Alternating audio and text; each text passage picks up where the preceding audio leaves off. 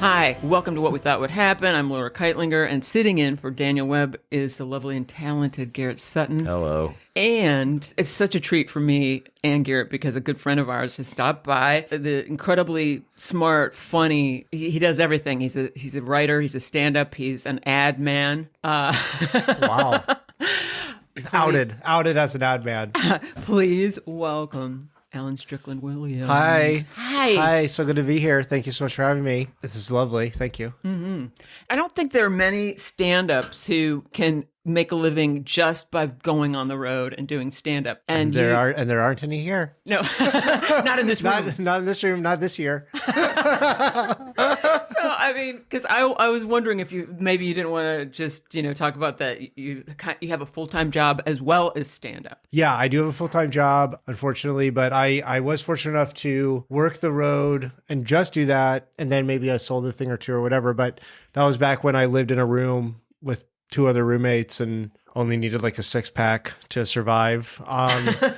And my taste got a little bit more expensive, I guess. But yeah, it's hard. I think I'm done. But that's it. That's okay. So do you actually write ad campaigns? I do a lot of copywriting. Yeah. So yeah, I mean, we do a lot of stuff that's basically just only online.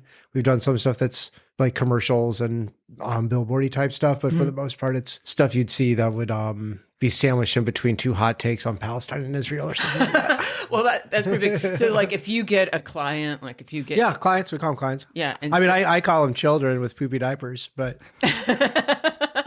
so then when you I'm just kidding in case any of my clients are listening. When you land a big client, does everybody in the office get together and say, "Hey, the Wonder Kid did it again"? Yeah, it's exactly like that. There are some ways in which I am surprised at how much it is still like Mad Men. Oh God, I love that. Mainly the drinking and drug use, but beyond that, it's not as, I guess, celebratory. But I mean, also the place I work at is like, it's kind of a catch-all shop. Like we do that. We also do some other stuff. I don't think I really want to say the name of it, but there's a lot going on. So if we kind of like... You can say hustler. We don't care. I wish. I met Larry Flynn. Okay. Oh, wait, really? Yeah. Which was he running for governor at that time, or? Oh, no. It was, I guess, probably a couple years before he passed. I did an animated thing called I Owe Larry David Money, and he was one of the people I wanted to have on it because he's really interesting and smart and in his way. No, I like Larry Flynn. Yeah. So anyway, he was on it, and so we went to his office and recorded. And do you owe Larry David money? Not now. Not now. Oh, wow. No, okay. But I did, which was kind of mind-blowing. Wait. And that was the animated short. It was about, I know you know that you owe me money, but you don't understand it. And if I bring it up, it's a finger pointing. Well, you'll see at the animated short, it's like, and David Tell is like, how the fuck do you owe the richest person in Hollywood money? Yeah. And well, I did. I wrote some things that weren't used on the show. And then he said, well, we didn't use these, so you owe me money. Huh. I don't think that's the way it works, but anyway. Hey, I mean, maybe that's how the rich get rich, I guess, right? Yeah, taking I advantage. think maybe you calling him out for it is what him calling off the dogs for. What do you mean? Well, I mean, just like it's like you could have owed him money. You're like, I'm going to make this fucking animated thing about me owing him money, and he was like, yeah, I guess it's going to make me look like an asshole. No, that's kind of a good strategy though. Just kind of seed out throughout Hollywood just over the years that multiple people owe you money, and just eventually hoping one of it hits, and it's like, yeah, Ellen DeGeneres owes Laura like $2 million. That would be good. Well, you know what too? He's such a good egg. He's a funny and nice guy. Really. You were great on that, by the way. Oh, thank you. On Curb, yeah. Thank you. Because his voice is on there, so he agreed to do it. So that's a pretty good idea. Well, whatever. But anyway, Alan, I wanted to ask you about, you were on a show where you were judging or hosting? Yeah, so I just guest judged with James Fritz, friend of the show, friend of the pod. My friend Tony Soto, who is a great drag performer, hosts a monthly show at Akbar, which is a great bar in Silver Lake. It's first Mondays of every month. It's called Learn the Words, Bitch. It's a lip syncing competition show. And we were brought on as the straight allies. There's some really creative performances. One person, they did their act sort of from the point of view of Pluto, finding out that they're no longer a planet. They were like lip syncing to sad songs. It was very creative for Monday. It was great. And then there was some straight up like drag-esque RuPaul or whatever you want to say, drag race type performances as well. It was really fun. Oh, that's cool. I thought you meant Pluto the dog. I did too. Well, I mean, yeah, I guess Pluto's not planet anymore. So why are we talking about fucking Pluto? You know, it should be. It's either IP or planet for me. Otherwise, no, I'm not interested. I guess like what headline hunt or whatever, looking at just the New York Times, which I usually love and read. There was something right on the first page which said, "My 75-year-old husband wants to have sex every day. What should I do?" Isn't this the New York Times? Like, come on, why has it gotten so? I mean, I guess that probably is a big issue for their readership. Yeah, you're right. God damn it, you're right. I like the idea of someone opening that in the actual paper. During sex. So I get to the bottom of it. And like, hey, I have something I want to say. Like write in a letter. Yeah, I don't know. I feel like I know everything that's going on in the world and news stuff, but I don't selectively read anything anymore. Like I don't have a website I go to or anything. And yeah, I mean, I guess I am looking just at headlines to see like, is there a joke there or whatever? But what did they say in the article? Did you I actually didn't. I was just shocked. I had to go. I always go to like whatever is the most morbid thing, and it always has to do with Florida. And Florida, I think, must be the most incurious state. Sure. Like, what's that mean? Like they don't care about anything. They don't ask any questions. And this woman, she bought alligator. Nope. Fan boat. She bought a storage unit. There was a skull in it. Sure. And a human skull. And she didn't wonder whose it might be. She just thought, well, I'm going to, put it in my shop and sell it. Oh. I mean, at that point, it's a fucking skull. Who cares? Well, but I think there is something like, do the rights to someone's body go to their like next of kin or something? Well, that's the thing. That's one. So I actually had to read that article. And in Florida, there's a law against selling human remains. Sure. Yeah. Speaking of Florida, Alan's from Florida. Yeah. Born in Dallas, Texas. Grew up in Florida. Yeah, that was actually my uncle's skull. Shit, I had a feeling. Yeah. We just kind of drop everything off in storage units. It's kind of a That's system. how you entomb them? That's a Florida mausoleum? The fucking Stricklands, man. They will not spend a dime on interring their relatives. They won't. Florida is, it's a piece of work. The one thing I think of all the time when I think of Florida is one time I saw, it's the middle, and there's weather there. There's a lot of weather. Middle of a rainstorm, car in front of me at the red light. It's like, it's turning red. They stop. I stop behind them. The passenger side back door swings open. A little fat boy in just whitey tighties jumps out of the car and just runs into, it was a Walgreens or something, but like runs across traffic. And then the car just drives away with the door open. And I was like, yeah, that's Florida. That's pretty much. Wow. That's a day in the life of Florida, I guess. That's the foster system at work. There's also hurricanes, obviously. I remember never really wrapping my head around the hurricane thing every year. There's also sinkholes. There are lots of sinkholes in Florida because it rests on this like very soft stone. This is what the listeners want, by the way, is geological surveys of states. But it's just waiting to go away. Yeah, I mean, what the fuck else? It's got every bad thing that could possibly. Maybe that's why it's part of the Bible Belt, is because every purgatorial type thing. It's more like the Bible. Yeah. It's like the Bible wallet chain. It's somewhere around there, but yeah. Here's what I think is frightening just about life in general. At some point, probably like when you're 13 or 14, you realize your parents aren't that smart. Yeah. And then around 18, 19, you realize cops aren't that smart. Yeah, yeah. So you look at the dumb kids you went to school with who became cops. You're like, oh boy. And then you look at the like state attorney general. I'm like, that guy wasn't that smart either. That's how you get a Casey Anthony outsmarting the entire state of Florida. Damn, that is true.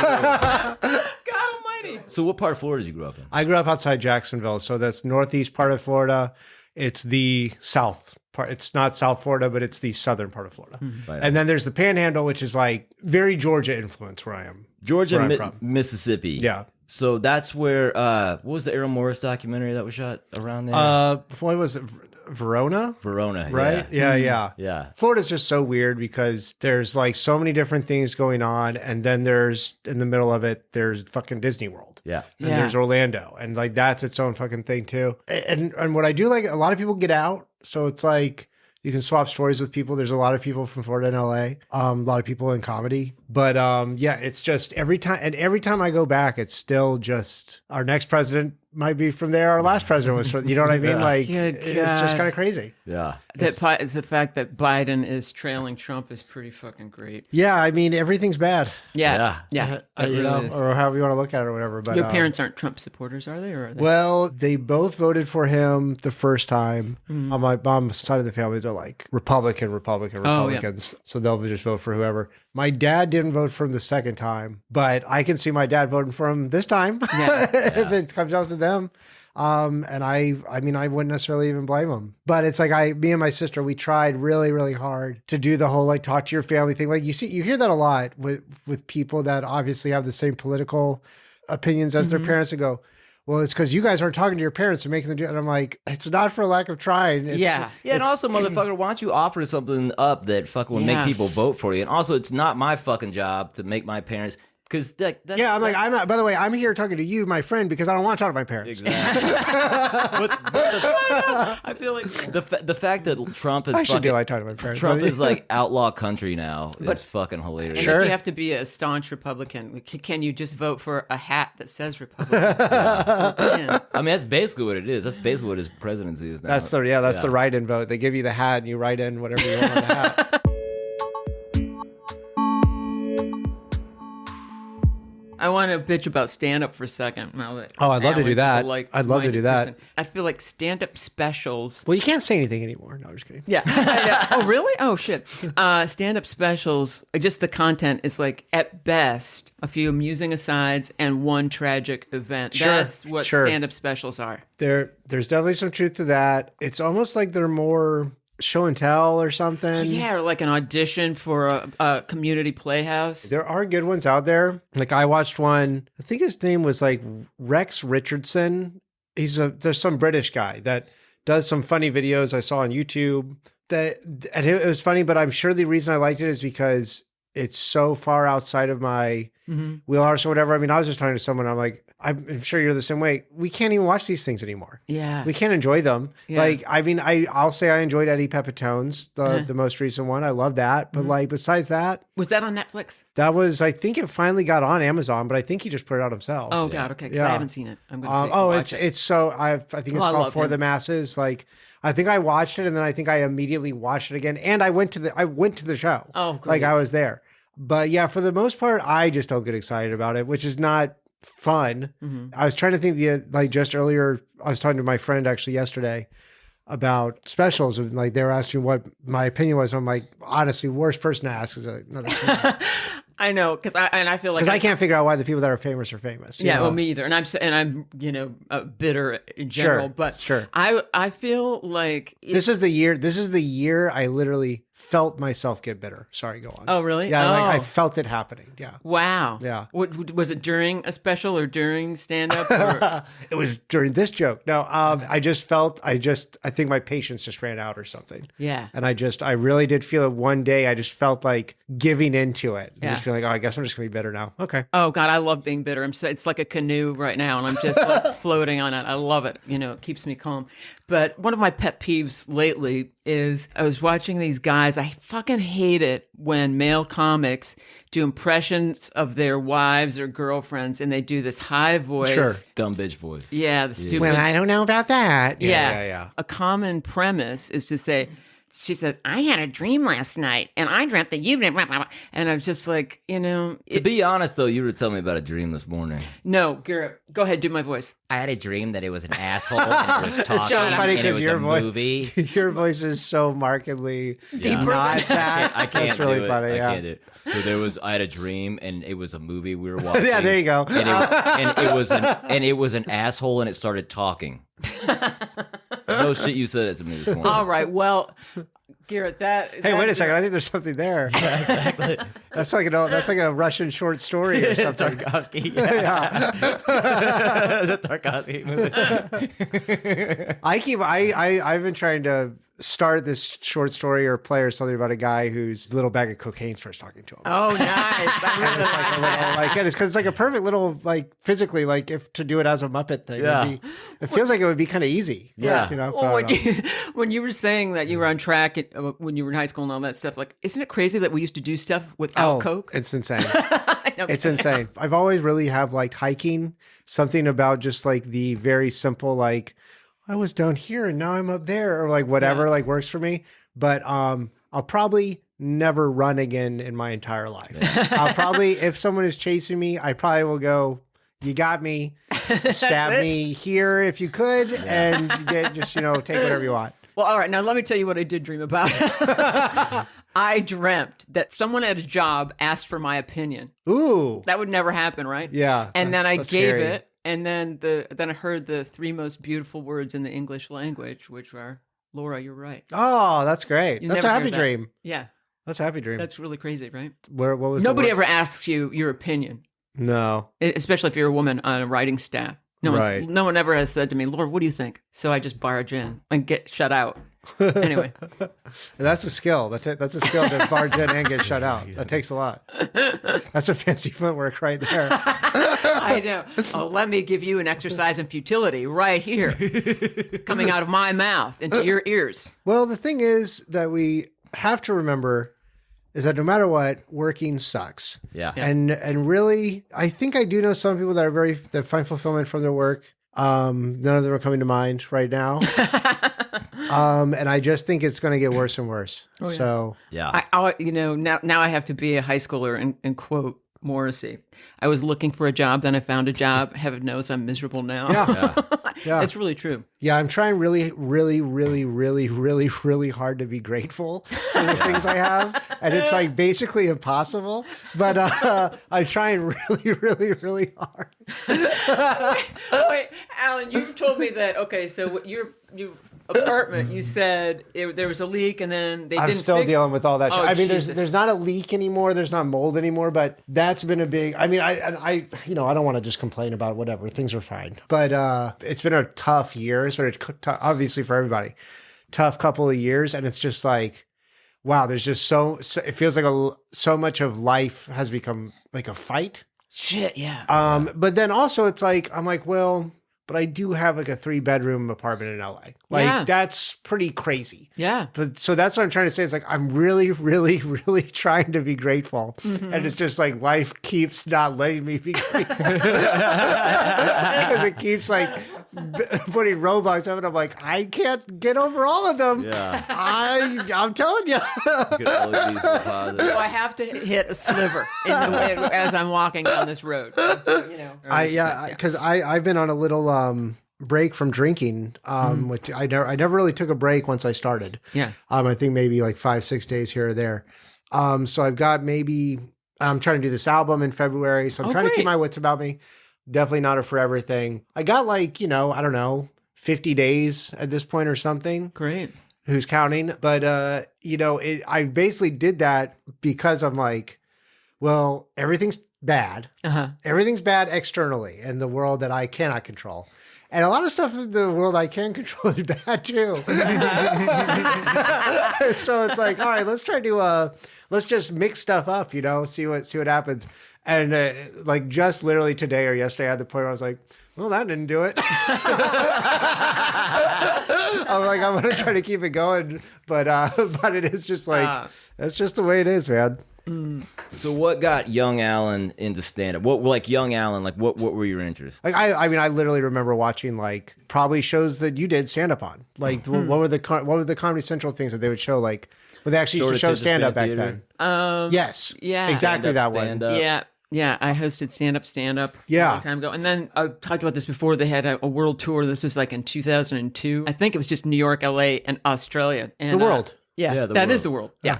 God, I was pretty young. I was like 24, 25. I said, well, if I bomb tonight, I'll be bombing for 2 because I'm pregnant. And everybody applauds, right? And then I said, please hold your applause. I don't know if I'm going to keep it. Oh, that's such a good joke. Thank you. But and then the silence though was deafening. Yeah. Like, and I was just like, oh shit. And it was like a theater in the round kind of thing. And I was like, You had nowhere to go. yeah. There's not a friendly face that I can even look to. That's so fucking funny. Yeah. I was interested in it. I did not have any plans on doing it ever. I was always kind of writing stuff down, and then eventually I did sketch in college. Oh, cool. And then I moved out here, and I didn't know anybody, and that's when I started stand up. Because you didn't have to know anybody, you just went to the mics. I was like, I don't like improv. Like it was going to take too long. And then eventually, I did later do some more sketch type stuff. Were there sitcoms that you watched regularly? I loved news radio. Oh, I had so good. I had like 14 VHS tapes of news radio and The Simpsons. I would stay up pretty much every night and watch Conan or tape it and watch it the next day. Cool. But I'm trying to remember if I had any like comedy albums growing up. I remember watching Comedy Central Presents or The Half Hour, whatever the fuck they called it back then. Yeah. I remember seeing like Slovin and Allen, Bamford. I remember Wendy Lehman, and I remember seeing Zach Galifianakis was for me like the moment where I was like, not the piano part, but short, weird little jokes. I'm like, that's what I hadn't seen yet. I guess Stephen Wright kind of is like that too. Yeah. I think I probably knew who Zach Galifianakis was before I knew who Stephen Wright was, just because I wasn't connected then. And then I did like nerd out that, and I feel like this does not happen anymore. Now I'm just talking about the way the new generation is fucking kill me. But I do feel like young people, as they get into comedy now, and maybe it's because they don't have physical things. I remember getting physical CDs of like Comedy Death Ray. Oh, yeah. And then there's like, I think an Invite Them Up one, which was like a New York thing, and listening to it and then kind of being like, oh, wow, like now I know who these people are and they're writers on Conan show. Oh, wow, cool. And then like, wow, who's the black guy who's really funny? Ian Edwards. Yeah, I love But he's Ian. still doing the fucking same like shark attack joke that he did on that album, like so or whatever. Yeah.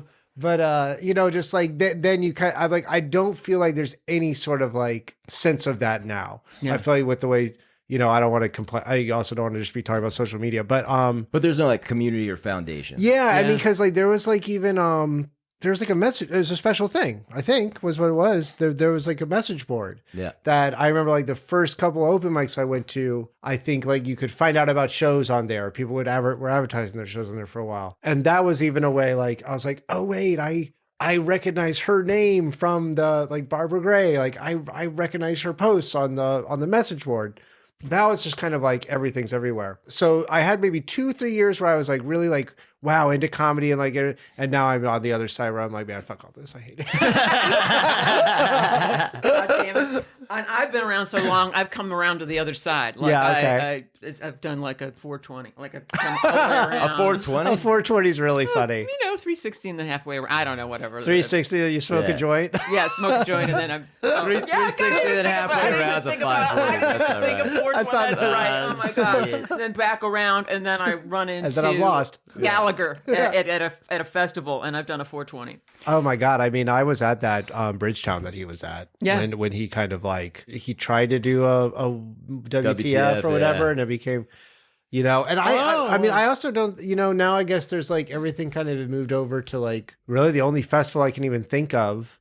And I know there are more, but the only one I can think of is like that Skankfest thing that happens in Vegas. It feels like we're due for a big bubble burst. Yeah. Right? When I started, I feel like one was maybe just about to, or just burst or something, but it really feels like in some way something's going to have to happen just because, or is it just like because of the way everyone is and everyone's on their phones constantly, it's like there can't be enough slop for the trough or something. Yeah. Like, I don't know. God. Maybe it'll come back around to being a place to do material again, like to get on stage and do material, I hope. I mean, that's even the thing too, is that like even the pandemic really just, set everything back in LA specifically. I'm like, I'm going out to Covina to like do open mics and stuff. It doesn't feel like there's like a centralized up to date list of where everything is and where it's happening, which is just, Yeah, there's not a hang like there used to be. I mean, Beth Lapidus' show, The Uncab, I think, is kind of like a hang, or that's the been improv. going on for that's yeah. a standby or not a standby, a steadfast. But we were talking to Ken Reed, and he said so many clubs in Boston have closed. It's like there's not really that many places to do stand up there. Yeah. Well, anyway, here's the part of the podcast where we all take a little bit of acid just for the fuck of it, just to kind of boost our morale. And my best acid experience was like 3 tabs deep in Vegas. Jesus. It just synced up. It just like the stimuli, and it was like a friend's 30th birthday weekend. So it felt very, and like that, I'm a guy just walking around like nothing matters. Like I'm not really worried about anything. There kind of gets to a point with drugs for me, especially those drugs where I'm post communication. Like I'm done communicating. I don't want to absorb. I don't want to put anything out. Yeah. I just want to kind of like float and go along. And that's why it was perfect, because in Vegas, when you're on acid at the end of a weekend, you can just say literally let it ride in any situation. And it just works to the point where it's like, let it ride like in the casino. And then it's like, let it ride to like the cab driver. And then it's like, you're 5 a.m. You're like coked out of your mind. You're tired. Everyone wants to die in the elevator, and you hit the floor button, and then you just go, let it ride. And it's like a ha ha. Like everyone's so like tired or everything. And then you're like leaving Vegas. You're like, let it ride. Bye. Yeah, you feel like the mayor or something. But I have some mushrooms in my freezer, but I haven't gotten really like psychedelic-y high in a while. I need to do that again soon, I think. I'm kind of afraid. The last time I took acid, God, it was like more than 20 years ago. Sure, I was in New York. It's with my friend, and we did the classic. We had 1 tab, and I was like, man, this isn't doing anything. So we took another one. 2 seconds later, the sidewalk is rolling up and down, like a roller coaster. And then, and I'm like, oh no. And you have to really be careful about who you decide to do drugs with, because I forgot that my friend was a bit of a hypochondriac. Ugh. And so we're walking. And then you're sucked into their thing. Yeah. And it starts to rain. And then she's like, oh my God, I'm going to get bronchitis. And I was like, no, you're not. It's just a light rain. This was like in October. It's a lot. No, I can tell I'm getting bronchitis. And I said, all right, what do you want to do? Should we go to the emergency room? And I'll say, hey, my friend and I are on acid, and she's got bronchitis. Should we do that? And she's like, no, it's okay. And we got her into a restaurant, and I remember so clearly, it was on 6th Avenue. Okay. It was called Joe Jr.'s. And we sat down, and I don't know if stuff was really cut with strychnine or what, but we ordered coffee and then couldn't lift our coffee cups. So we ordered coffee and grilled cheese, and we kind of put our heads down to our coffee to drink it. And then I said, how are you feeling? Are you feeling any better? And she said, yeah, but I feel really good if this grilled cheese wasn't wrapping around my neck right now. But that wasn't even the worst part. We paid the bill somehow and walked around. Paying the bill is always hard when you're on acid. Oh, yeah. I had no idea. I'm like, what is money? What are you talking about? I think I left a glove. It's just a concept. Yeah. And thank you. That's a $5. Okay, so... Then we kept walking, and she wanted to call her mom from a payphone. Oh, her mom had died a year before. Oh, okay, all right, jeez. So then I have to again be present. I definitely don't have enough change. Yeah, not for heaven. Yeah, but I said I don't have change. I'm sorry. Yeah. Let's just wait. But anyway, you can do 10, 220 back there. I've seen the commercials. You can call your dead grandmother when you're on acid. Son of a bitch. What a great ad, Alan. We should have had that. But that was before then. So, but anyway, we went back to her apartment, and it lasted so fucking long that we just could not come down from it. And I remember taking a shower, and my whole body was like kind of metallic, like a beetle. Mm-hmm. And she was looking for her cats. And then my friend, who kind of abandoned us to go meet his girlfriend, came back and opens the closet and goes, here it is. And he's holding earmuffs. And so then, Jesus Christ, I know it was too. Anyway, it's like cartoon level. Yeah, I know. So finally, we I don't even know why we did this. We went to the roof, and I'm going to say, luckily, a building was on fire, and we watched a building burn, and that's how we came back around. That gave focus. Yeah, that's good. It's funny. I was the last time I think I did any sort of continuous amount of psychedelics was I went to my friend, very funny comic, Aaron Lampart, got married in Mexico, and it was at this resort where they had the whole thing for the weekend. It was a small, very nice place.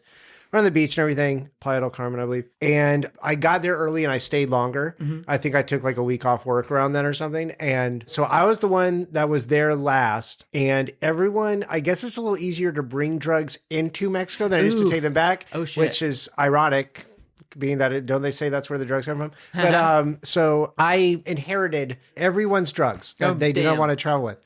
And I'm so proud of myself that I did not, like 3 years earlier, I'm literally going on like a magic carpet ride. Might not come back. Like, might not come back. I took it very, like, I had like literally an eyedropper of acid. I had mushroom pills. I'm sure I went to the pharmacy or whatever. And I just took it very like carefully and just took a little bit here and there. But there was one moment where I was, I guess there were islands far enough away and you could kind of see, it's some touristy island thing where they have a big casino and stuff. But I was just so blissed out and it was night. And I'm just like, my thought was there's something on fire on that island and the whole island's going to burn down. And then I was like, there are lights on. there are lights on that I can see. I'm looking at lights. I don't know. Every time I'm like, you really should just be in nature to let the world kind of come at you and like, That was extreme restraint on your part. Like, I mean, the finish everything on your plate doesn't apply when you have all those drugs. You just can't. I mean, I'm like, no leftovers. I don't want to eat. And what I did was, and then afterwards people looked at me funny. I'm like, oh, I thought this was a great idea at the time. I put them all in a little bag and I wrote a note and I just left it on the beach. Yeah. Oh, That's so cool. Yeah. That's sweet of you. And I was just like, I said, here's what's in here. Here's what I couldn't fit in my ass. Yeah, exactly. Yeah. Yeah.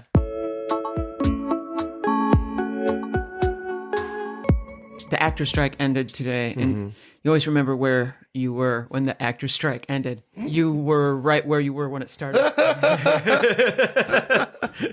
Yeah, I was online. Yeah. Scouring the news, yeah. What'd you get out of it? Who fucking knows? I don't know. Yeah. What'd you get out of the writers? I lost my house on the first one, on the first writer strike in 2007, the great writer strike of 2007. And now being in both guilds, who knows? I really don't know. It was funny, like right as the strike was starting, the SAG one, I got a letter from SAG. Oh, good. But I literally couldn't read it. Like the ink was fading and it was all off. Like it was like the printer wasn't up, like, and I was just like, yeah, y'all are going on strike. Yeah,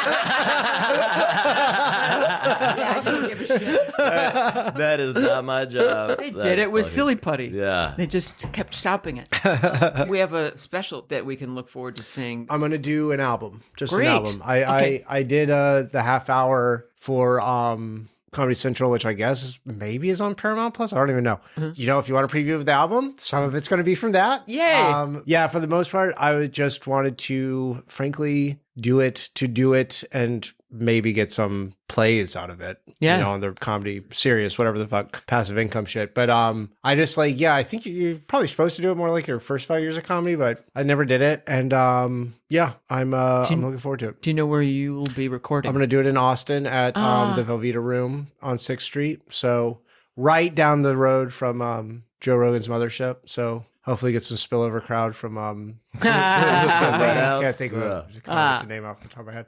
Yeah, it's a long time coming. And that's what was going to happen. I did the half hour and then I was going to tour off that and then do an album and then the pandemic happened. Oh, yeah. So it kind of got stalled. I'd never know how to just even do like a 40-minute set in town. It's kind of hard, It's right? impossible. No, I'm literally setting up shows. I think I'll probably do a tour and I'll probably drive out there and just wind up there.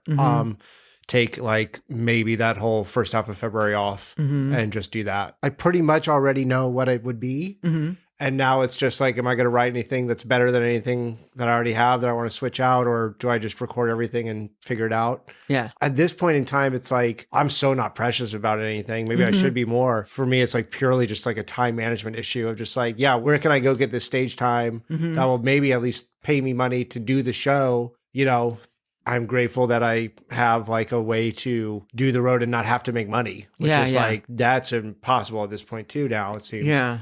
I mean, but the price of gas. So I really don't know any other details about it yet, but it'll be with a special thing? Or Blonde Medicine. Oh, cool. Dominic Del Bene, I've known him forever. He used to be a Rooftop. Yeah, they've released a lot of good stuff. And that's awesome. Yeah. So you were saying earlier that when you kind of stopped caring about comedy is when you got good, or was it just that you're like, no, I'm going to be the best I can be right now? I don't know. I feel bad admitting it, but I've never been like I have to be the best stand-up in the world person. I've always come at it from a very writing point of view, probably to my detriment. But I know that club likes me. I know I do well there. I think it's going to be really good. I do not have time to get even like to worry about it being bad or like how like being perfectionist, I guess, is just like not, I don't know. I think at this point in my life, I've really realized that prevents more stuff from happening than gets it done, at least for me. I think that So the album's going to be really bad. No, but you're really fun to watch on stage too, and I think. Well, thank you. I remember like just doing like parts of shows, like 10 minutes, on a show or something, and I kept getting advice when I started out, more energy and blah, blah. And I look at myself and I think it's embarrassing. I feel like I'm pushing so hard, like it's not even my voice anymore. I'm like going way up. I know exactly what you mean. And there are things though with your sets where you are getting more animated or reaching a fever pitch and it doesn't feel hokey or forced at all. But I think basically when someone gives you a note like that, they're basically saying, hi, I'm fucking stupid. And I need things to be very exciting for me to enjoy it and stay. And that's fine. And probably most people are like that. Yeah. I think I am probably weirder when I started. And also it works the other way too. I'll see someone like really going off and I'm like, oh God, like what, like, wow, really? Like if you had material, you wouldn't have to do all that. Yeah. Or like, what did, you didn't get the part in high school or like whatever the fuck, and that's fine. That's fine. That's all fine. Yeah. But I'm just being bitter to be funny. But I have that same exact thing where I'm like, I don't even know if I want to move on stage. I know. I don't either. And because that's not me. And I would think of like a club manager. God, I had Silver Friedman, who was kind of a well-known club owner in New York. Yeah, Bud Friedman's wife. Okay. The late Silver Friedman. Her advice was for me to wear a hat on stage. I was like, love okay, that. great. And then, love that. And I had another, I don't know, just like somebody who was hosting a show or whatever said, yeah, you need more energy. You need to have more volume at the end. And then, and I had a manager who said the same thing. And I really took that to heart. And now I see like, there are people, there are comics who I think got that same advice. Yeah, and ran with it. And they're not, and it's too much, and it's too much the same. And it makes me think of Andy Kindler has the greatest bit about this. He said that George Lopez looks like he's circling a joke. That's really funny. And I can think of tons of people that are like That's that. Like really they're being cagey. They're walking back and forth. And it's like, okay, I don't know. That's just really good. Or maybe I should just move furniture around and repeat the setup 1,000 times like some comics. Yeah. My thing is like, you just like, you see these clips that are like out and like they're very popular and stuff. And I get it because it's like relatable stuff. But I'm like, literally the joke is like a joke I heard Mark Maron tell 3 times back in the 90s. Oh, and that's why I'm like, oh, wow, we're getting back to like, man, I wish I was gay. Like we're getting back to that. Like a guy talking about how he wishes he was gay. I'm like, wow, like we're still doing that. Like, and then you see the crowd and they're like, wow, that's a great point. I wish I would. I'm like, okay, well, that's just where we are. That's fine.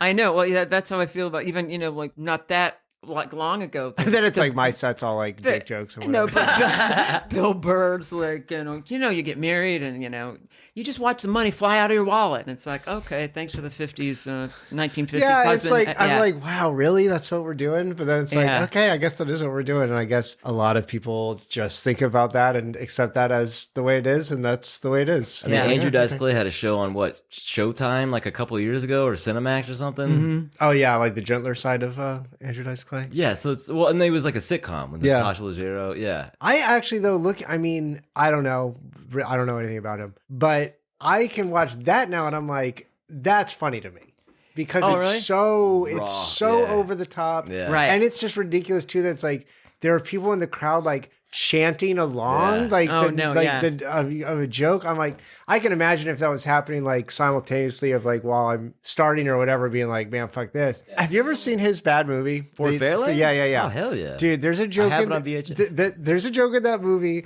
where he's a rock and roll detective. Yeah. And he's like, 80s, man. he's basically just doing his thing and he's I at a party. popping his collar, by the way. Can you hear that? He's at a party and he's just trying to show off to some babe, and he like does the old like done it 1,000 times before, but like talking about who's not on screen. He goes, "Hey, Clint," and he goes, "Eastwood," and then he just goes, "I fucked him." Like that's the joke that he fucked Clint Eastwood. God. And I'm like watching this movie under the pretense of like this is a really bad movie that stopped him from being a movie star, and I'm like, this is hilarious. I wish things were like this now. like I wish that the people that I think are bad were as good as Andrew Dice Clay.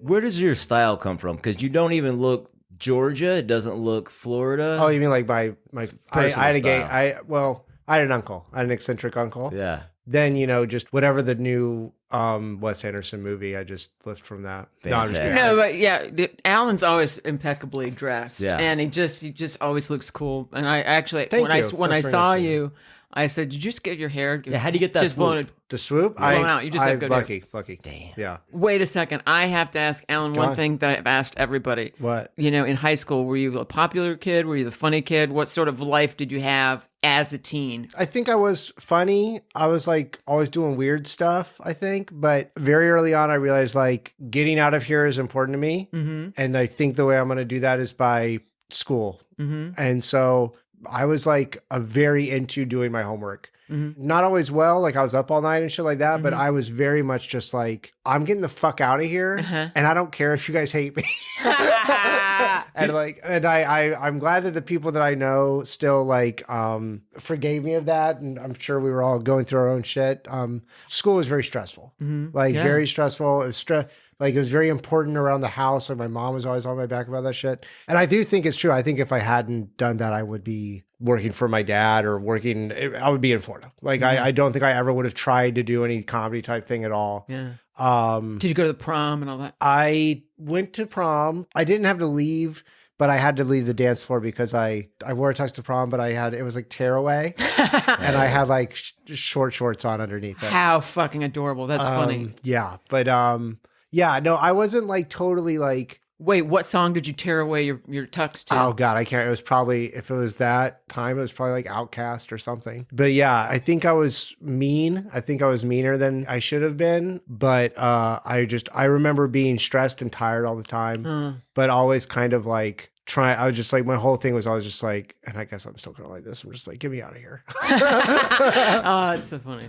Did you have a deal like, because I was the same way about getting out of Midland, Texas. Like I would have a girlfriend and then like I would remember like my older friends like getting their girlfriend knocked up and then just like their life ending. So I was like, oh shit. So then I would just like kind of like bow out on the girl and just be like a pussy about it and not do anything. I think I was not quite like that. I think I was more of like a real pill to date. And I think that's probably being generous. But I definitely had that kind of just thinking after that because I mean, like I got a vasectomy for like, oh, that's that, right.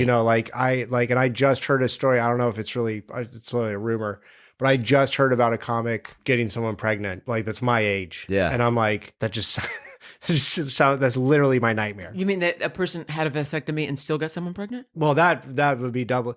I mean, if that happened, that would be so just insane. Yeah. I'd probably just go like, well, I guess I believe in God now and I'll be a Republican or something. Yeah, because I have to be, ankled to this person. I think it's shocking to me that more young men and older men don't get vasectomies. I'm stunned. They're cowards. I mean, Yeah. or something like that. It's just like, I also just think a lot of guys just genuinely don't think about it and also don't think that they will have to do anything for that to be a reality anyway. Yeah. And so they're just like, whatever, I guess I'm a dad now. But it's so awful. It's like the guys that keep having more and more like, like it's boys from Brazil. Like I feel like they're, trying to start their own. They're making their own friends. Yeah, of people. Yeah, their own race of, below average the people. Epsteins, the Musk of the world. Yeah. Who have like 11, Cannon. 12 kids. Yeah. Yeah. Oh, yeah, Nick their whole thing, Cannon, yeah. Alec Baldwin. Like, come on. I'm like, let's take a break with the whole population growth thing. Yeah.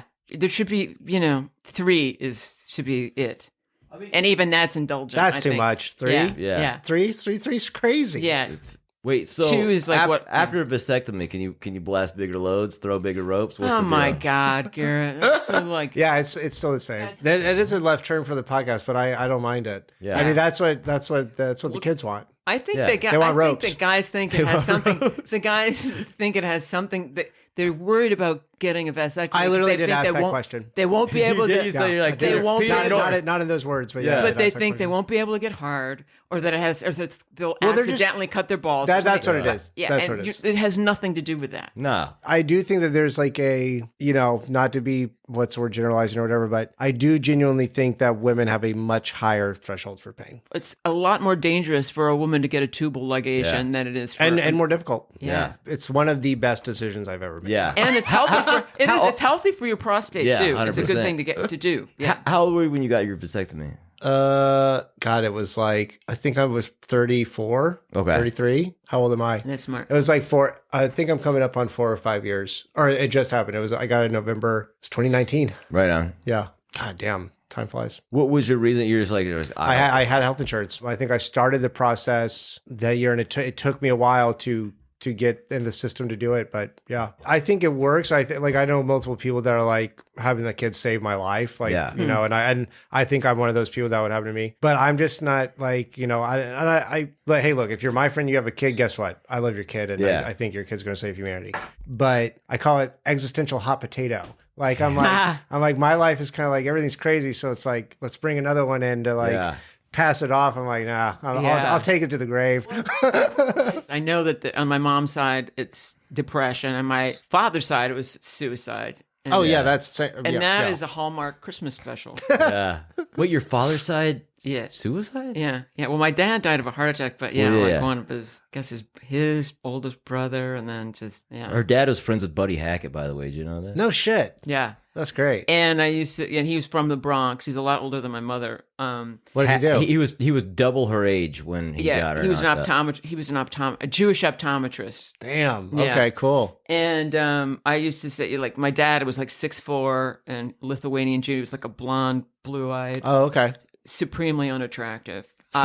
With Buddy Hackett, I used to say that is an Edsel full of ugly. And if a woman, like, they would my mom, he told this to my mother, like they'd get women, you know, to go out with them in the Bronx or whatever, and then they'd drive over the bridge and say that if they didn't put out, they'd have to walk back over the bridge.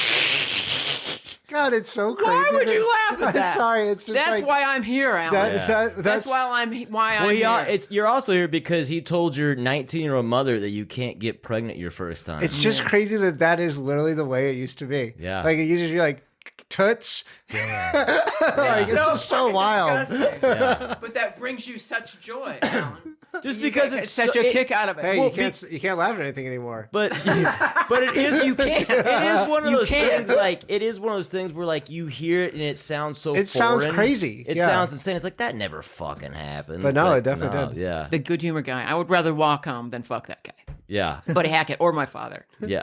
Well, that's good. Yeah. I mean, if I had to just be, you know, look at it objectively, I can't believe my mother did. But they were in the same town by that point. That wild. Does it.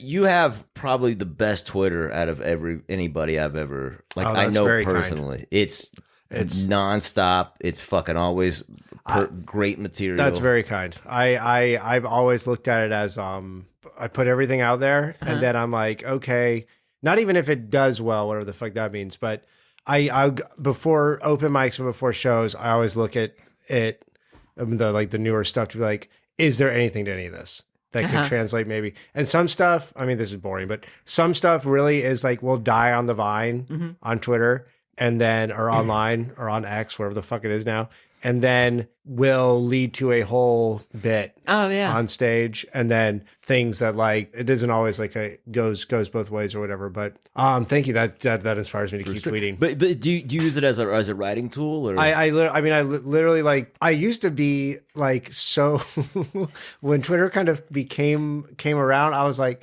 this is great. I don't need to carry a notepad around anymore. Because now I'll just have Twitter, and I'll just like literally, and I'll just read it. I just read off my phone. Yeah. Like the most boring thing ever. And now I've gone back to a notepad. But you post sometimes a little piece of your set too. Sometimes too, or yeah. Not really? I mean, I started to try to play that game. I mainly put all that shit on Instagram or whatever. It seems like Sisyphean at this point. Yeah. But, oh my god. Yeah.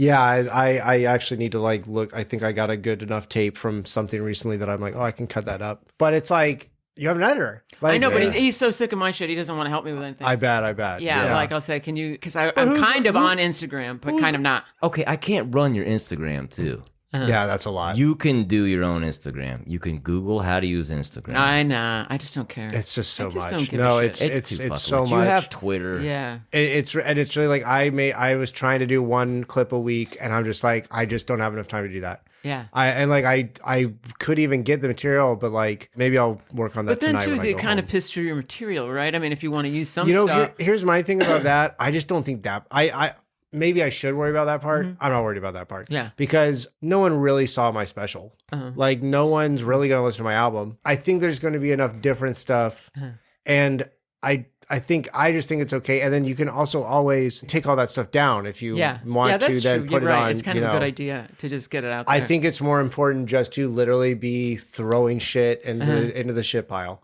I know, but it feels awful. I should be doing that because otherwise you have like shit that's like from when you started or really old things. And it's like, who fucking found that? Or I honestly, I feel like a lot of stuff that like the one thing that did fairly well on TikTok for me was something it was actually a joke that, I always try things like 3 times. I thought it was pretty funny. It bombed every time at an open mic. I just did it on my phone as like I'm in my apartment, whatever. That was like the most successful thing.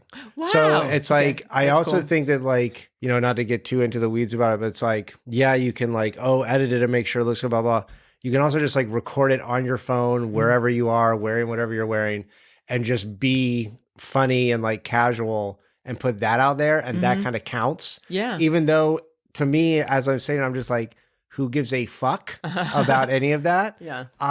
But Scott Lurz, really funny comic and guy who helps run a show called Chatterbox out in Covina. It's really fun. On the weekends, they do Saturday and Sunday comedy shows now. But he tweeted something so long ago that has just stuck with me. And I think about it all the time when I'm talking about stuff like this. He goes, being successful in comedy is having the courage to be annoying every day. Wow. And I really feel like and it's either that or it's some people just they literally have no shame in that way or whatever.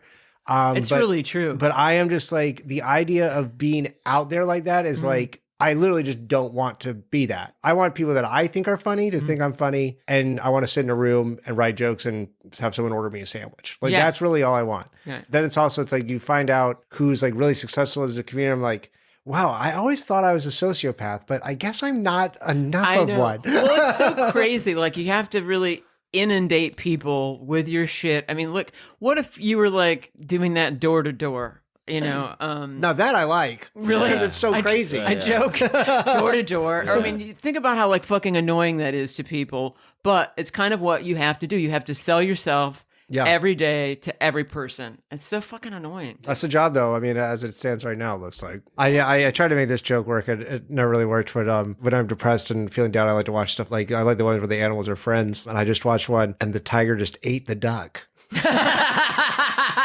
I could never get it to work. But it's like I just chomped him.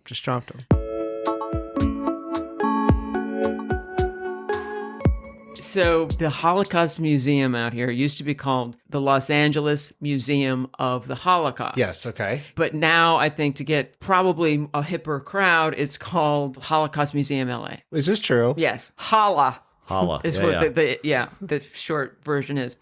And so and I'm fine with that, except I think, like seeing, seeing the Anne Frank Barbie the Anne Frank Barbie Dreamatic was a bit much. Yeah, there you go. I gotta say that. But seeing the Anne Frank Barbie Dreamatic was a bit much.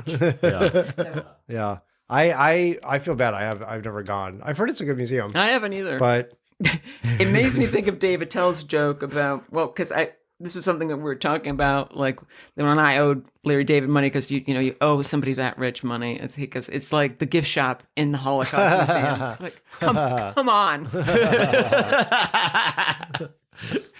Do we have to? Wow, I'm surprised that Larry hasn't done anything with the Holocaust Museum for Curb, actually. I know. Maybe he has. I don't know. Knows. Maybe he has. Well, where can we find Alan, you? You're the best. Thank you so much for having me. Where are you playing next? Where's the very next place we can see you do stand-up? I don't even know if I have anything on the calendar right now. Yeah, that hurts. But next year I'll be doing a lot. I'll be doing a lot outside of LA. What's your name what's your handle on Twitter? At Totally Alan on Twitter, and then it's Alan Strickland Williams on Instagram, and Totally Alan on TikTok. Yeah, I don't feel old or anything. Well, thank you for coming by. Okay, I love you guys. Love you too. Okay. Bye. Bye.